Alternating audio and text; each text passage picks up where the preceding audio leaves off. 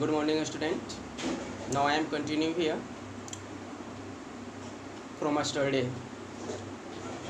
My dear students, till yesterday we have discussed about the cropping pattern. We have also discussed the importance of agriculture. We have discussed that how the fertile land and sufficient means of irrigation, various river help India to develop as an agricultural country.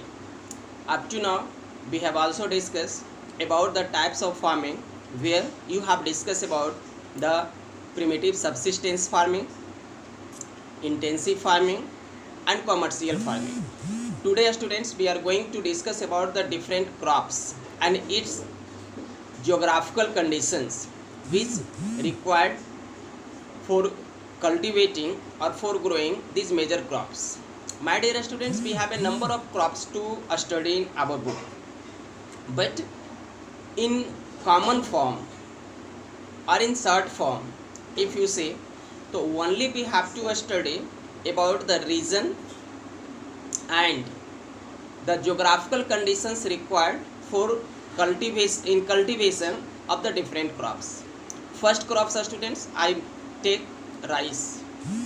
This is the staple food of India, students.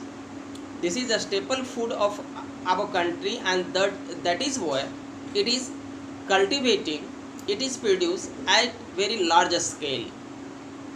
If we talk about the rice, we know, students, that this is a kharif crops, and you must remember about the geographical condition of kharif crops. In my last video, we have discussed that kharif crops usually grown with the arrival of monsoon. तो अगर आप समझो कि arrival of monsoon पर कोई फसल बोई जाती है,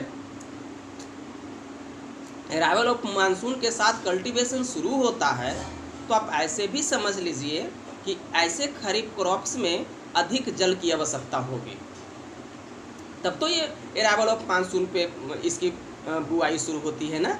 ये तो कॉमन सेंस की बात है.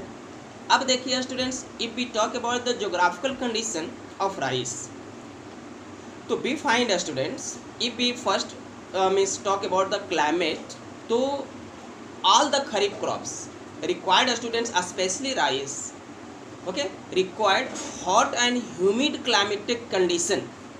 Hot and humid climatic condition is required. आप क्या करोगे ना कि ज्योग्राफिकल कंडीशन लिखते समय सबसे पहला पॉइंट बनाओगे, शुरू में इंट्रोडक्शन दे देना है कि rice is a kharif crops, it is mainly grown with the arrival of monsoon. Okay, ये सब लिख देना है. उसके बाद पॉइंट बनाओगे मीन्स क्लाइमेट, फिर एरो साइन दोगे और क्लाइमेट में लिखोगे कि rice, students, is mainly grown in hot and humid climatic condition. Hot and humid climatic condition, climate पहला दे दिया. दूसरा पॉइंट बनाओगे टेम्परेचर, आपको लिखना है ये पॉइंट में, ठीक है. दूसरा पॉइंट क्या बनाना है? टेम्परेचर. अब देखो, इस मौसम में हमारे देश में राइस की कल्टीवेशन होती है, तो अभी आप टेम्परेचर के बारे में क्या अनुमान लगा सकते हैं, कितना टेम्परेचर होगा, ठीक है. तो आप इसी के अनुसार लिख दोगे. देखो, ये कॉमन है किसी का जियोग्राफिकल कंडीशन लिखने के लिए, बस सिर्फ आप इतना ही समझ लो कि कौन सी फसल हमारे देश में किस मौसम में इसकी बुआई होती है और किस मौसम में इसकी कटाई होती है. तो इसके आधार पर आप इसका जियोग्राफिकल कंडीशन जो है आप लिख सकते हो, स्टूडेंट्स, ठीक है.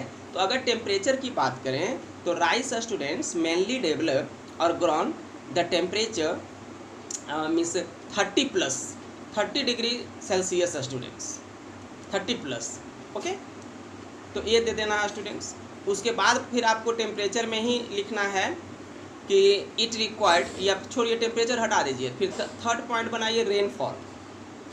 तीसरा पॉइंट रेनफॉल बनाइए, ठीक है. और रेनफॉल में लिखिए, स्टूडेंट्स, कि it required more than 200 centimeter rainfall. It is grown in the area which receive more than 2 centimeter of annual rainfall there. ठीक है. फिर इसी में लिखना है कि this crops required ankle deep water before harvesting, before 21 days of harvesting. है ना। इसकी कटाई से 21 दिन पहले तक यहाँ पर हमेशा एंकल डीप वाटर होना चाहिए, ये दे देना है। फिर अगला पॉइंट बनाइए स्टूडेंट्स आप, सॉइल, ठीक है। तो सॉइल एलुवियल डेल्टाई रीजन, है ना, alluvial soil is suitable for growing rice. फिर आप दीजिए स्टूडेंट्स अगला पॉइंट में लैंड, ठीक है। तो अगर लैंड हम देते हैं तो लैंड में प्लेन होगा स्टूडेंट्स नेचुरली, ठीक है। तो ये इसका ज्योग्राफिकल कंडीशन है। अगर आप रीजन की बात करें कि किन क्षेत्रों में इसकी मतलब ये होती है स्टूडेंट्स, तो we must know that rice is mainly grown in deltaic region, in delta region, ठीक है। तो आप डेल्टा रीजन देख लीजिए भारत में कौन कौन है, ठीक है। तो सबसे पहले स्टूडेंट्स आप चलिए, तो यूपी है, बिहार है, आसाम है, बंगाल है, तमिलनाडु है ना। तो these state are the major producing rice producing state students. Beside West Bengal and in Assam 2 different types of rice is grown in 1 year. एक वर्ष में 2 बार चावल की खेती होती है। चूँकि डेल्टा रीजन है, जल की कोई अभाव नहीं है स्टूडेंट, बहुत सारी नदियाँ हैं वहाँ पे। तो आसाम, तमिलनाडु एंड बंगाल में एक वर्ष में 2 बार धान की खेती होती है। चलिए, तो एक आप खरीफ क्रॉप से ले लीजिए, दूसरा रबी क्रॉप से ले लीजिए व्हीट स्टूडेंट। अब इसकी ज्योग्राफिकल कंडीशन आप देख लो, तो आपको पहले इंट्रोडक्शन में क्या लिखना है कि wheat is a rabi crops which is mainly grown in our country from the month of November to February. ये शॉर्ट डिटेल हो गया। उसके बाद आप देखिए क्लाइमेट, तो आप देखो नवंबर दिसंबर में हमारे देश की क्लाइमेट क्या होती है। तो आपको बताना है कि wheat is mainly grown students in temperate region और temperate climatic condition when temperature is neither high nor low students, moderate types of climate, ये दे देना है। फिर टेम्परेचर में देना है स्टूडेंट्स कि at the time when it is sown the temperature must be students 15 degree Celsius and at the time of harvesting must be 25 degree Celsius। Temperature हो गया। Rainfall 100 centimetre annual rainfall is sufficient for growing wheat, ये rainfall में आप दे देंगे, ठीक है। फिर students आप देखिए सॉइल, तो इन सॉइल स्टूडेंट्स भी फाइंड आप कर सकते हो ना कि व्हीट की जो बुआई होती है वो दोमट मिट्टी के लिए बहुत बेहतरीन होता है स्टूडेंट्स। दोमट मिट्टी इसकी जो होती है ना, उसमें ये बेहतरीन या बेहतर प्रोडक्शंस देता है और स्टूडेंट्स यहाँ पे, ठीक है। फिर प्लेन एरिया में प्लेन होगा, लैंड में प्लेन होगा स्टूडेंट्स, ठीक है। रीजन देखिए तो पंजाब है, हरियाणा है, यूपी है, ठीक है, Gujarat some part of student, तो is an important producing state of our country. तो इसी प्रकार से खरीफ रबी क्रॉप्स को आपस में बांट लोगे और अपना अपना स्टूडेंट्स जो है वो ज्योग्राफिकल कंडीशन आप बेहतर ढंग से लिख सकते हैं, ठीक है। तो ये 2 का हो गया। और तीसरा देखिए, अगर एक फाइबर क्रॉप्स को ले लीजिए आप फाइबर क्रॉप्स में स्टूडेंट्स कॉटन ले लीजिए, तो कॉटन और राइस दोनों का जो ज्योग्राफिकल कंडीशन है वो सेम है। If there is any differences students, difference is that means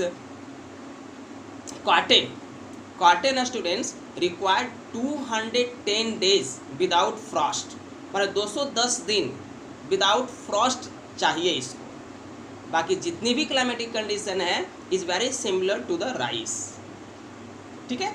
अब एगो एवरेज क्रॉप्स का ले लीजिए आप, टी वगैरह का, ठीक है। तो टी में students more than 200 centimetre rainfall हो गया, हॉट एंड ह्यूमिड क्लाइमेट हो गया उसका। जहाँ पे लैंड आप दोगे ना, तो वहाँ पे स्टूडेंट्स आपको दे दीजिएगा स्लोपिंग एरिया, है ना।